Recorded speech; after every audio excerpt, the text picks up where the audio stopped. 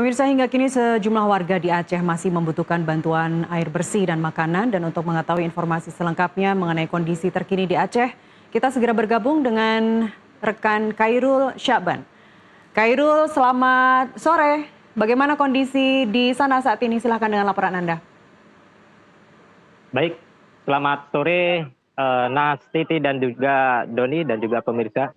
Ya, kembali saya melaporkan Nastiti bahwa saat ini saya berada di Kabupaten Aceh Tamiang, tepatnya di desa yang paling terparah diterjang banjir bandang. Ada di desa Kota Lintang Bawah, Nastiti dan juga pemirsa. Nah, saya masih bersama pengungsi di sini, Nastiti, dan saya akan coba lihat ke belakang atau ke depan dulu. Desa ini merupakan desa yang paling terisolir, pemirsa, bahwa selain rumahnya hilang diterjang banjir bandang, namun ini desa-desa ini bahkan ditimbun oleh gelondongan-gelondongan kayu ukuran besar yang terbawa arus banjir dan dengan ketinggian debit air ketika itu hingga sampai 10 meter begitu, Nastiti. Ya, ini di belakang saya ini adalah para warga di desa Kota Lintang Bawah, dan saya ingin menunjukkan kepada pemirsa dan juga kepada Nastiti bahwa kondisi Kota Lintang memang luar biasa, sangat parah, bahkan jalan saja masih sulit, Nastiti. Dan seperti ini, di mana ini adalah kayu-kayu gelondongan besar yang menimbun banyak rumah warga bawah sini, dan bahkan ke depan sana ada yang lebih parah lagi, Nastiti. Ya.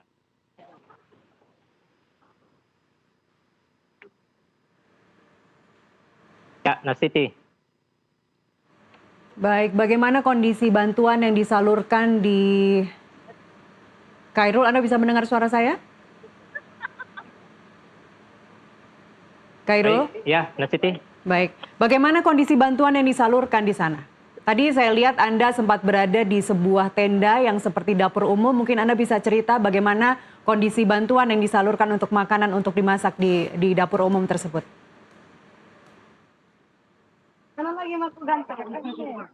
Ya, baik, Nastiti. Ini bantuan ini, Nastiti, dan ini saya berada di bawah tenda pengungsian ini, ya, dan mereka saat ini sedang beristirahat dan sebagian sedang beraktivitas sebagaimana hari biasanya.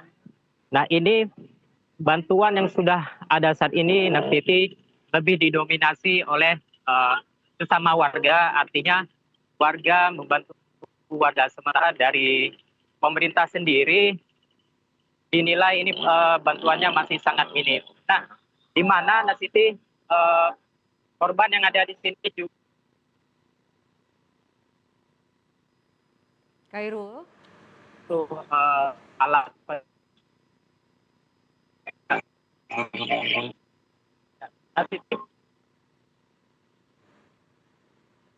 Ya. Tadi sempat terputus, Khairul, silahkan dilanjutkan laporan Anda. Mungkin Anda bisa berbincang dengan warga yang sekarang sedang berada di sana. Baik, Nastiti, kita coba ajak bincang dengan salah satu warga yang ada di sini. Ya. Dengan Bapak siapa? Dengan Bang Jul S. Puding. Dengan Bang Jul, ya. Ya. Bang Jul, bisa diceritakan ini seperti apa kondisi saat ini, Bang Jul? Jadi saat ini ya seperti yang saya lihat memang hancur berantakan semua. Iya. Bahkan rumah-rumah kami habis semua, tidak ada yang tersisa, hanya tersisa seperti tapi tidak bisa ditempati, memang total hancur. Bahkan kami mohon kepada pemerintah segera untuk menangani renovasi rumah kami, buat yang baru, karena kan yang lama dah tidak memungkinkan lagi itu untuk bisa ditempati. Ya, kondisi rumah Bang Jul sendiri seperti apa, Bang Jul? Kondisi rumah ditimpa kayu yang sangat besar. Dari sini kita tidak bisa melihat mungkin dari kejauhan itu yang ada galon di atasnya itu. Oh, yang ada galon di atas. Ada galon yang hijau itu. Itulah Berarti kayu cukup besar itu di atas. Ini bisa ditempati lagi. Ya, baik, terima kasih Bang Jul. Semoga lekas pulih, Bang Jul. Oke. Ya, Nastiti, di belakang saya ini adalah rumah Bang Jul. dan mungkin pemirsa dan juga Nasiti di studio bisa melihat itu ada tabung galon aqua ya, di atas loteng, di atas atap rumah beliau, bahwa ini membuktikan bahwa pada saat itu segitulah ketinggian debit air yang menerjang desa Kota Lintang bawah ini, Nasiti. Khairul, di belakang Anda juga saya lihat ada tandon-tandon air. Apakah itu memang bantuan yang baru masuk? Artinya sudah ada air bersih yang masuk di tempat pengungsian ini? Ya, benar sekali Nasiti. Di sini ada tandon-tandon air bersih, yang mana ini merupakan bantuan dari beberapa kalangan warga dan juga bantuan dari lembaga maupun perusahaan-perusahaan swasta. Yang namun warga di sini, Nasiti, tetap berharap kehadiran pemerintah, karena memang hingga saat ini bantuan dari pemerintah masih sangat minim begitu, Nasiti. Belum lagi ini kayu, gelondongan kayu yang belum dapat dibersihkan oleh warga yang ada di sini karena begitu banyak, bahkan bisa kita prediksi ini ada sekitar ribuan ton yang menimbun pemukiman warga, begitu, Nasiti. Baik, apakah sudah ada upaya untuk sedikit demi sedikit mengangkut kayu-kayu gelondongan yang menimpa rumah-rumah di Kota Lintang bawah saat ini? Ya, warga sendiri, Nasiti, sudah berupaya dan berusaha sekuat mungkin untuk membersihkan gelondongan-gelondongan kayu ini. Namun hingga saat ini belum mampu karena memang ini jumlah kayu yang sangat besar dan bahkan prediksi saya ini hingga mencapai ribuan ton dan ukurannya bukan sebesar pohon-pohon yang biasa, malah ini sangat luar biasa pohonnya, ukurannya juga sangat besar begitu. Mungkin warga sendiri untuk sementara belum memikirkan ke itu, yang namun tetap menarik pemerintah terkait agar bisa hadir ke sini. Setidaknya pemerintah bisa membawa alat berat berbagai jenis untuk membersihkan puing-puing gelondongan kayu yang ada di sini, begitu, Nasiti. Tapi meski demikian ada juga warga yang saya lihat di belakang Anda sedikit demi sedikit secara mandiri memindahkan gelondong kayu semampu mereka ya. Khairul, tampak di belakang Anda saat ini.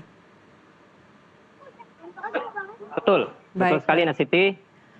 Yang namun kayu ini bukan cuma dibersihkan, tapi ini sebagian digunakan sebagai untuk tumpangan seperti itu yang ada di belakang saya untuk tandon air ya, supaya tidak jatuh. Dan ada juga kayu-kayu yang dipotong untuk keperluan bahan bakar untuk memasak dan bahkan dipakai untuk alat penerang. Karena memang hingga hari ini kondisi pengungsian yang ada di desa Kota Lintang bawah ini jaringan listrik belum normal begitu, Nasiti.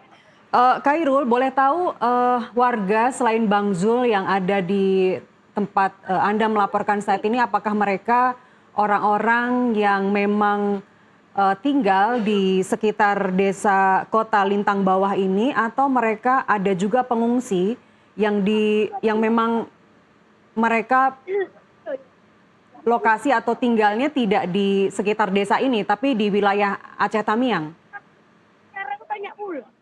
Iya, tadi saya sudah sempat berbincang dengan beberapa warga di sini, Nasiti, bahwa rata-rata memang yang mendirikan tenda pengungsian di sini dan bahkan yang menghuni tenda pengungsian di sini adalah warga di desa Kota Lintang bawah sendiri, Nasiti.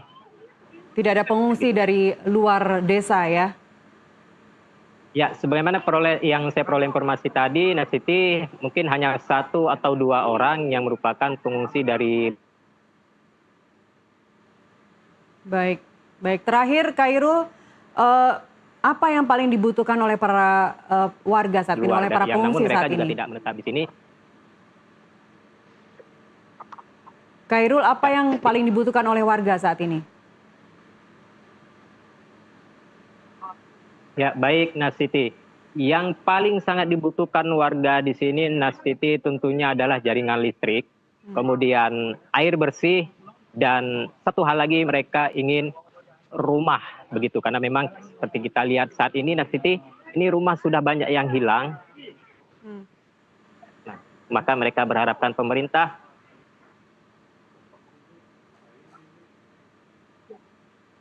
Khairul, bagaimana dengan tempat tinggal Anda sendiri?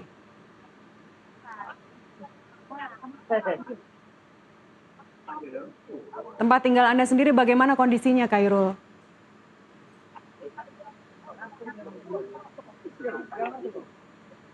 Ya, ya, Kak Siti. Ya, alhamdulillah tempat tinggal saya aman dan tidak begitu parah terdampak banjir. Namun meskipun kemudian yang namanya kita jurnalis adalah kita harus melaporkan secara fakta apa sebenarnya yang terjadi di lapangan begitu.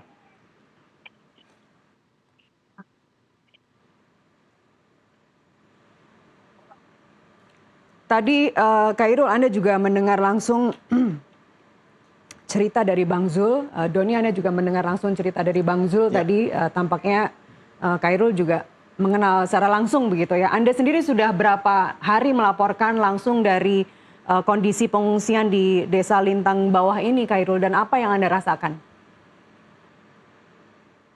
Ya, saya sangat bersyukur sekali meskipun warga di sini sedang ditimpa bencana, Nasiti, tapi maaf agak tertahan sedikit. Ya, Hairul masih bersama kami. Ya, kami mengapresiasi Hairul yang tetap menjalankan tugas jurnalistik dengan baik, dan kita juga prihatin atas kondisi yang dialami oleh Hairul yang juga menjadi salah satu terdampak dari banjir ini. Hairul, ekspresi wajah Anda dan air mata Anda mencerminkan juga apa yang dirasakan oleh masyarakat di sana. Yang paling dibutuhkan sekarang selain listrik dan perhatian dari pemerintah, menurut Anda apakah juga perlu ada dukungan psikologis, Hairul? Ya, saya rasa itu sangat butuh, Dodi.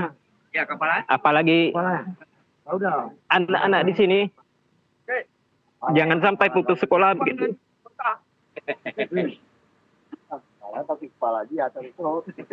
Lihat Doni, ini adalah beberapa anak-anak yang ada di tenda pengungsian. Maka tidak salah kalau warga di sini mengharapkan kehadiran pemerintah pusat dan untuk mendesak pemerintah pusat mengeluarkan status bencana nasional begitu. Sekarang kita lihat di belakang saya, ada banyak-banyak gelondongan kayu. Gelondongan kayu, dan ini fakta. Ini fakta, Nasiti. Bayangkan mereka, anak-anak yang masih berpendidikan, Nasiti. Butuh sekolah, Nasiti. Sampai 3 hari kami nggak makan. Malah ada yang sampai 3 hari nggak makan, Nasiti.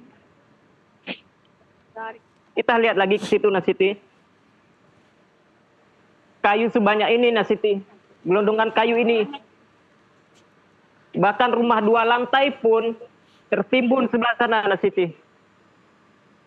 Rumah 2 lantai yang berwarna oranye itu tertimbun oleh kayu-kayu gelondongan ini. Maka begitu dahsyatnya banjir bandang yang terjadi di desa ini, Nasiti. Hairul, saya ingin Anda menggambarkan bagaimana kondisi di lokasi Anda pada saat mulai petang dan malam hari. Apa yang dirasakan masyarakat dan apa yang dilakukan untuk mengisi waktu di malam hari? Ya, saat ini saya masih bersama para pengungsian.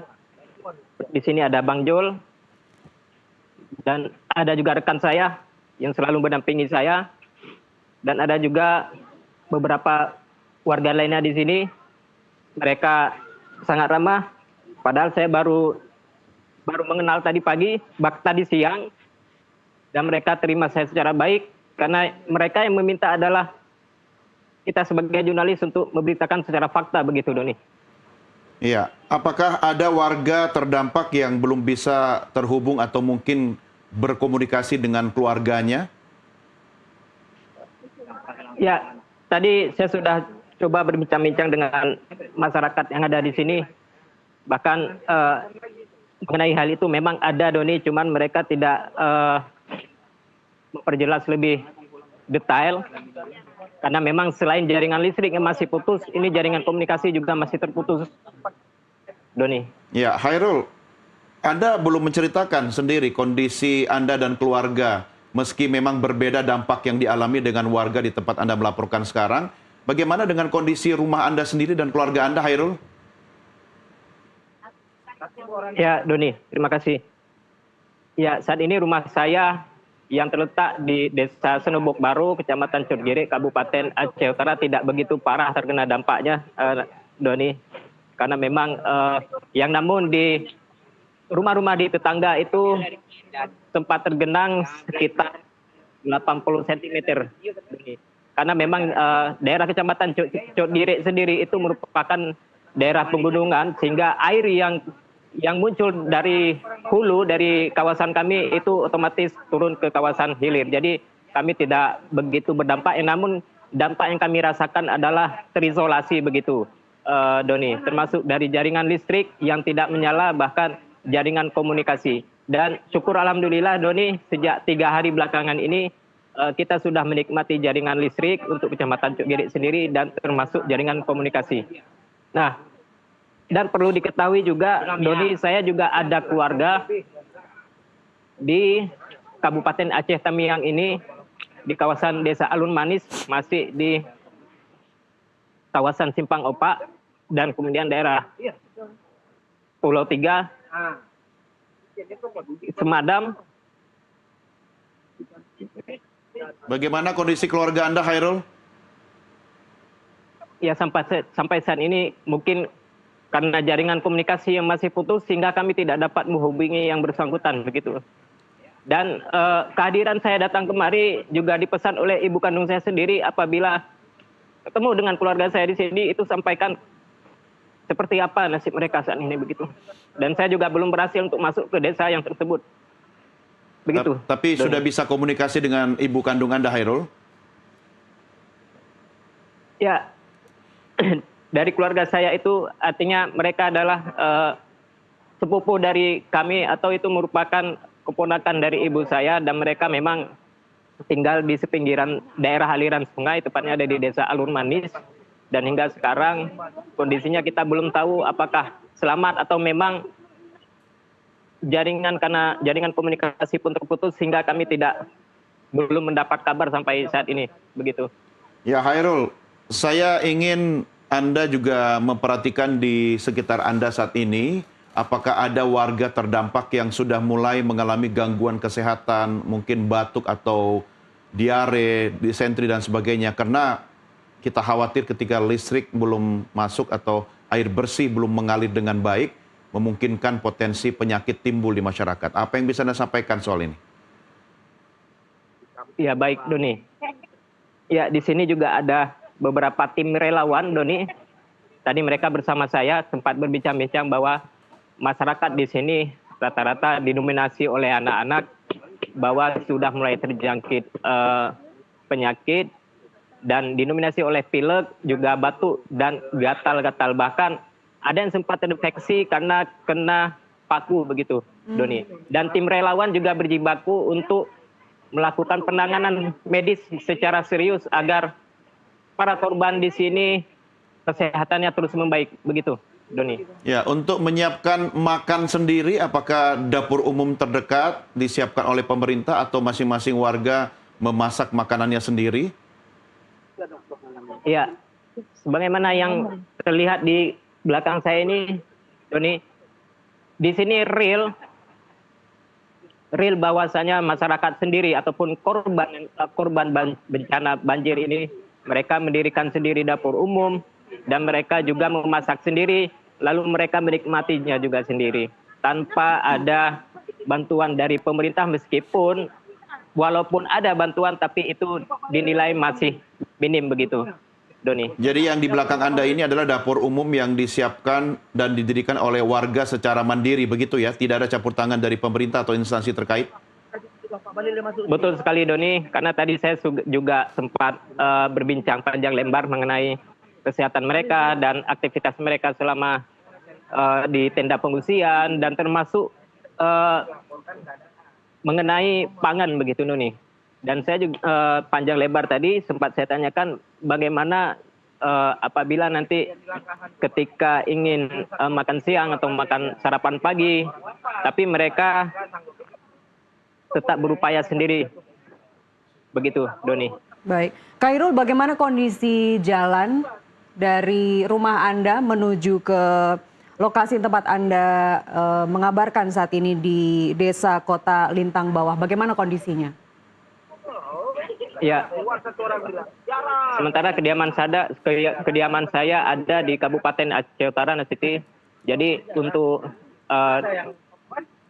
tiba di lokasi ini kita harus memakan waktu hingga 5 jam karena memang masih banyaknya akses di jalan nasional yang abrasi akibat digerus arus banjir ini, dan kemudian ada juga jalan-jalan yang berlubang akibat tergenang oleh bencana banjir yang terjadi pada 26 November lalu. Dan jaraknya itu kita harus melewati Kabupaten Aceh Timur, kemudian Kota Langsa, dan kemudian baru tiba di sini di Kabupaten Aceh Tamiang. Kami berangkat sekitar pukul 19.00 waktu Indonesia Barat tadi malam, dan banyak rintangan di Siti yang ketika kami mencoba untuk datang kemari, banyak lubang-lubang dan lumpur. Karena ini panggilan hati, kami tidak memikirkan keselamatan kami sendiri, Siti, supaya kami bisa tiba di lokasi ini, dan kami ingin melihat secara langsung faktanya. Dan seperti inilah yang terjadi. Miris dan memprihatinkan, Siti. Anak-anak yang perlu sekolah, mereka belum bisa sekolah. Dari Aceh Utara, dari kediaman Anda di Aceh Utara menuju ke Aceh Tamiang, sepenuhnya Anda tempuh dengan jalur darat? Tadi Anda menyebutkan banyak jalan berlubang, banyak jembatan yang rusak, tapi semua Anda tempuh demi Anda melakukan peliputan ini. Anda melakukan semuanya demi tugas yang mulia. Berapa total perjalanan yang Anda tempuh, berapa jam keseluruhan demi mencapai lokasi tempat Anda mengabarkan saat ini? Betul, Nasati. Betul sekali, Nasiti.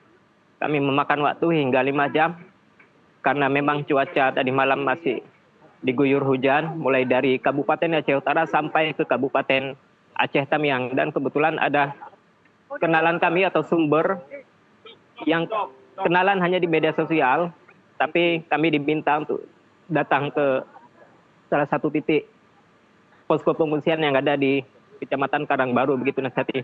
Kami berangkat pukul 19.00 waktu Indonesia Barat, dan kami tiba pada pukul 1.30 dini hari. Dan kami ini karena memang panggilan hati, Nasiti, kita ingin melihat langsung faktanya seperti apa. Kami hanya beristirahat 1 jam begitu, Nasi, di Kota Langsa. Untuk mencari jaringan pun kami harus ke Kota Langsa, begitu. Bagaimana kondisi Kota Langsa ketika Anda melewati? Ya, tentu ini adalah bencana sama rata, Nasib, ya. Dan perlu kita ketahui juga bahwa bencana di Aceh sendiri terdampak terhadap 18 kabupaten dan kota yang ada di Aceh. Mulai dari Pidi Jaya, Aceh Tengah, Bener Meriah, Kota Lok Semawe, Kabupaten Aceh Utara, Aceh Timur, Kota Langsa, dan juga Kabupaten Aceh Tamiang. Dan Kota Langsa itu kondisinya juga sangat memprihatinkan, Nasiti. Bahkan di pusat kota sendiri, itu yang masih membekas lumpur, kalau saya ukur-ukur debit air ketika itu sekitar 2 meter lebih, Nasiti, itu yang ada di pusat Kota Langsa, begitu, Nasiti. Bahkan banyak kali rusak-rusak sarana infrastruktur yang ada di sana. Jalanan juga pada amblas sebelah kiri walaupun tidak begitu melebar, Nasiti. Baik, terakhir dari saya, Khairul, apa yang Anda harapkan saat ini? Ya, saya tentunya sebagai jurnalis sudah melihat semua, Nasiti. Malah mulai dari Aceh Utara sendiri saya juga berusaha menerobos, dan akhirnya saya juga tiba di Kabupaten Aceh Tamiang. Jadi yang saya lihat, Nasiti, kita berharap kepada pemerintah sendiri segera menangani pemukiman warga dengan serius, apalagi dengan kondisi seperti ini. dan berilah penyembuhan rasa trauma bagi anak-anak Siti. Generasi kita ke depan Siti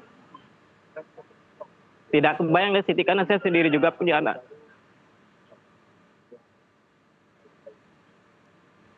Ya, baik. Hairul, kami berharap Anda tetap bersiap untuk melaporkan perkembangan hari demi hari pasca bencana banjir di sana.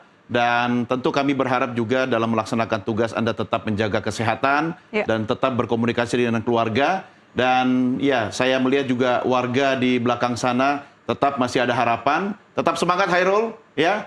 Salam buat semua keluarga dan juga warga di sana. Mudah-mudahan keadaan bisa kembali segera pulih. Hairul Syaban, terima kasih laporannya dan selamat kembali bertugas. Ya.